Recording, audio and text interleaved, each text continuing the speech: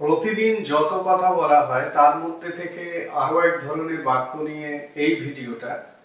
এখানে 6টা সেন্টেন্স দেখানো হচ্ছে। এই 6টা সেন্টেন্সের মধ্যে দিয়ে এই ধরনের প্রতিদিনের কথায় ব্যবহার হওয়া বাক্যগুলোকে কিভাবে ইংলিশে বলবে সেটা শিখিয়ে দেব। এখানে দেখো, লোকটা সৎ ছাড়া আর কিছু না, ও পরিশ্রমী ছাড়া আর কিছু না, সিনেমাটা বিনোদনমূলক ছাড়া আর কিছু না, জিনিসটা সস্তা ছাড়া, এবং ও জিনিয়াস ছাড়া কিছু না, এবং এটা একেবারে আশ্চর্য ছাড়া আর কিছু না। এখানে দেখো বাক্যগুলোতে এখানে অ্যাডজেক্টিভ আছে, এটা অ্যাডজেক্টিভ, এটা অ্যাডজেক্টিভ, এটা অ্যাডজেক্টিভ। এবারে এই দুটো বাক্যে দেখো, এখানে এটা নাউন, এটাও নাউন। তো বাক্যের গঠনটা একই থাকবে, সে নাউন হোক আর অ্যাডজেক্টিভ হোক। তো প্রথমে তাহলে সেন্টেন্সের স্ট্রাকচারটা দেখো। সেন্টেন্সের স্ট্রাকচারে প্রথমে সাবজেক্ট বসাবে, তারপরে বি ভার্ব। এক্ষেত্রে প্রতি ক্ষেত্রে বি ভার্ব হিসেবে am is are ব্যবহার হবে, কেননা প্রত্যেকটা বাক্যই প্রেজেন্টে আছে। পাস্ট হলে এখানে was were বসতো। ঠিক আছে, be verb plus nothing, be verb plus nothing plus if not plus adjective, if not plus adjective. আর যদি নাউন হয় তাহলে এ বা অ্যান দিয়ে প্লাস নাউন।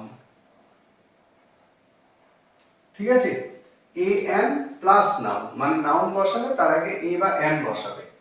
ঠিক আছে, এই হলো sentence structure. Subject be verb, তারপরে নাথিং, তারপরে if not, অ্যাডজেক্টিভ থাকলে অ্যাডজেক্টিভ, নাউন থাকলে এ বা অ্যান দিয়ে নাউন। ঠিক আছে, আমি নাউন অ্যাডজেক্টিভ অলরেডি বলে দিয়েছি। 4টে সেন্টেন্স অ্যাডজেক্টিভ, 2টো সেন্টেন্সে নাউন আছে। তাহলে এইবার এই সেন্টেন্স স্ট্রাকচার অনুযায়ী বাক্যগুলোকে তৈরি করা হবে। প্রত্যেকটাই প্রেজেন্টে আছে, তাহলে ইজ বা আর ইউজ হবে। তাহলে লোকটা সৎ ছাড়া আর কিছু না, তাহলে লোকটা মানে দি ম্যান। গঠন অনুযায়ী এসো, the man is nothing, the man is nothing.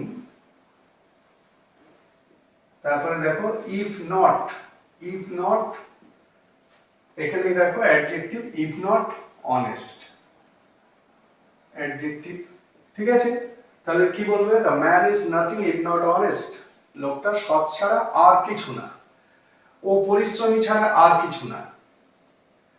তাহলে একইভাবে হি ইজ নাথিং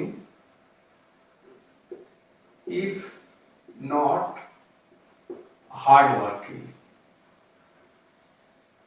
ঠিক আছে, খুব সহজ সেন্টেন্স। এখানে দেখো একটা জায়গায় তোমরা একটু অসুবিধা পড়বে, সেইটাই হলো এই আর কথাটা যোগ আছে। আমি যদি বলি লোকটা সৎ ছাড়া কিছু না, এই আর যোগ করার জন্য সেন্টেন্সটা একটু অন্যরকম হয়ে যাচ্ছে। তো সেই কারণে ইংলিশের স্ট্রাকচারটাও দেখো অন্যরকম, একটু অন্যরকম। The man is nothing if not honest, he is nothing if not hard working. পরেরটা সিনেমা বিনোদনমূলক ছাড়া আর কিছু না, the movie is nothing if not বিনোদনমূলক এন্টারটেইনিং। বোঝা গেল?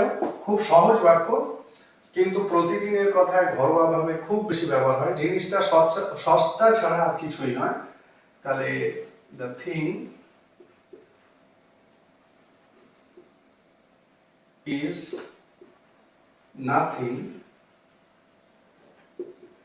if not cheap। ঠিক আছে, থিং এর জায়গায় গুডস বসাতে পারো। ও জিনিয়াস ছাড়া আর কিছু না, এখানে দেখো এটা নাউন জিনিয়াস। ঠিক আছে, তাহলে ও কিছু না, আগে লেখো হি ইজ নাথিং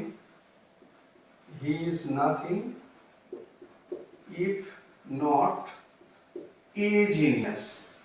নাউন হলেই কি হবে? এ বা অ্যান বসবে। ঠিক আছে, এটা একেবারে আশ্চর্য ছাড়া আর কিছু না, তাহলে this is nothing this is nothing if not a surprise. ঠিক আছে, তাহলে বোঝা গেল। সেন্টেন্স স্ট্রাকচারটা দেখে নাও, এটাই ফলো করতে হবে তোমরা যখন এই ধরনের বাক্যগুলো প্রেজেন্টের উপর বলবে। পাস্ট হলে এখানে কি হবে, তোমরা যদি বলো লোকটা সৎ ছাড়া আর কিছুই ছিল না, তখন কি হবে, the man was nothing if not honest.